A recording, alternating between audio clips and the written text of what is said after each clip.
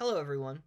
So today I want to go through this Prager University video called Work, Keep Working, and Then Work Harder, which is narrated by Tim Pool.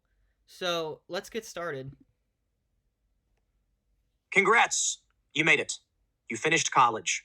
You got good grades. Okay, passing grades. Now you're gonna get a good job.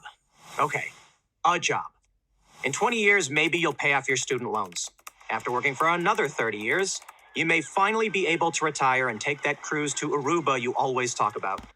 Okay, so already off the bat, I think this video is just going to be like the conservative narrative about college, which is basically like you can go to college, but college puts you into this system where you have to live this methodical life where you work with 9 to 5 and it ruins all your creativity and you're just stuck in this evil system because you went to college. Um, and then you don't have any options because you went to college. And then you die. And I guess there is truth because student loans can be limiting, but still, I think people who go to college, it's proven, have more economic mobility and freedom than people who don't. So even with that constraint being there, I don't think he's right. But it creates this dichotomy where like, oh, the people who went to college, they're on this path that's like super rigid and planned out and it's boring and just that it's just you live this long meaningless life as opposed to the people who don't go to college who somehow have more freedom and options and everything and like aren't constrained by any of the same things. It's a little weird. And then you die. What a joke. Is this really what God or the universe or your mother had in mind for you? Who decided this is the path to success? The woke. Nobody's decided it's a path to success. I mean, you could go to college and still not be successful, but statistically, if you go to college, you're more successful than if you didn't. So, like, it's just that's a weird narrative to try to espouse. Colleges that teach you almost nothing of real value. The corporations. Okay. Well, that's the problem with discerning what woke is. So conservatives kind of just argue anything they don't like is woke. So, a college saying like black people might have been oppressed at one point in American history is like woke and not a value or something. That need well-behaved worker bees to reach their quarterly targets. The government that takes half your income and then wastes it.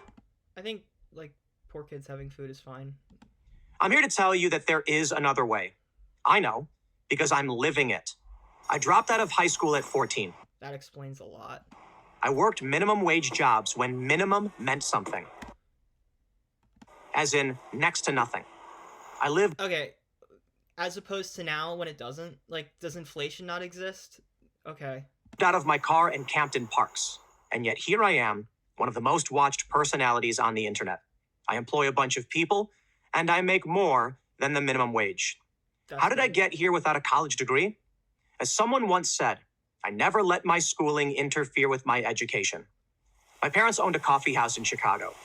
I did a little bit of everything, and while I was cleaning, cooking, or cashiering, I was also soaking up the banter, learning about culture, politics, and why Jason hated the Republican Party.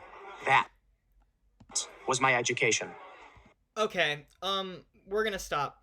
If you think what you learn at a coffee shop is equivalent to like a university lecture, that's insane. Like, these people aren't qualified. They're just random people spewing information they probably don't even know is true. Okay, like that's no better than just some random subreddit. I don't know. I didn't have some grand plan for my life. Actually, I didn't have any plan. I just worked hard. Whether I was handing out extra crispy fries at the drive-thru window or freezing my ass off hauling luggage at O'Hare, I was always excited about what I was doing. Okay, so I guess he's trying to imply that these things are connected to where he is now. Like, he worked hard, and that's how he got to where he is. But, like, you could have worked hard in school and got to where you were. It's not like hauling luggage at Chicago O'Hare somehow made you better at commentating that, like, there's going to be a civil war or whatever you talk about. Because I knew my next job, and the one after that, would be better. In my early 20s, I began a career in activism. I fundraised on behalf of Greenpeace and other environmental nonprofits, and I was damn good at it. In fact, I was always one of their top fundraisers. But I walked away when I discovered that the green these organizations claimed to care about was not the environment. Around that time, rumors began circulating on the internet about something called Occupy Wall Street. The plan was for thousands of people to storm the streets of New York because they felt that the rich were being bailed out during an economic crisis they caused. Yeah. Meanwhile, the middle class and the poor were being crushed. It seemed interesting, so I thought it was worth checking out. I bought a round-trip bus ticket to New York, planning to stay there for a week. I stayed 6 years. Multiple times a day, I would live stream and post photos of what was happening. When the epicenter of the protest at Zuccotti Park was raided by the police, I began what became a 22-hour straight live stream. Time magazine picked up my story. My career in media had officially begun. I was receiving phone calls, emails, book offers from every media organization you can probably think of. But I had already learned my lesson. I did not trust that they knew what they were doing, especially with new technology. What? So I went independent. I worked my ass off. I reported on anything I thought was interesting, always posting. Now that I had built a foundation, I had leverage. I went to Vice. I didn't ask them for a job. I told them the job they would make for me. They agreed. But as corporate media began to change and embrace the cult-like ideology of wokeness, I realized I couldn't stay there. What? If I wanted to tell the truth, I had to do it myself. Fast forward 6 years and I now have my own media empire. The Timcast Network has over 4 million subscribers, over 1 billion views, and 2 songs on Apple's top 10 list. And yeah, I'm still working my ass off. In short, I trusted myself more than I trusted my teachers or my managers or the people running the companies I worked for. Whatever value they assigned me, represented by a report card or a title or a paycheck, wouldn't have an impact on my success. How about you? Do you believe in yourself enough to chart your own course so that you can one day do what you really want to do? To argue these things are mutually exclusive, like going to school inhibits you from charting your own course. It could be part of your course. You can use it, you can take advantage of the information to use it to make your course more efficient. Like, this is insane. For me, it's working for myself. For you, it could be getting to the C-suite of a Fortune 500 corporation, or staying at home and raising a family, or becoming a cattle rancher. There are a million good options. I'm not going to make any judgments about what you want to do. My life-changing advice? Well, sorry, I don't have any. Except maybe this.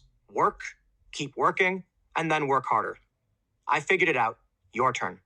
I'm Tim Pool, host of Timcast for Prager University.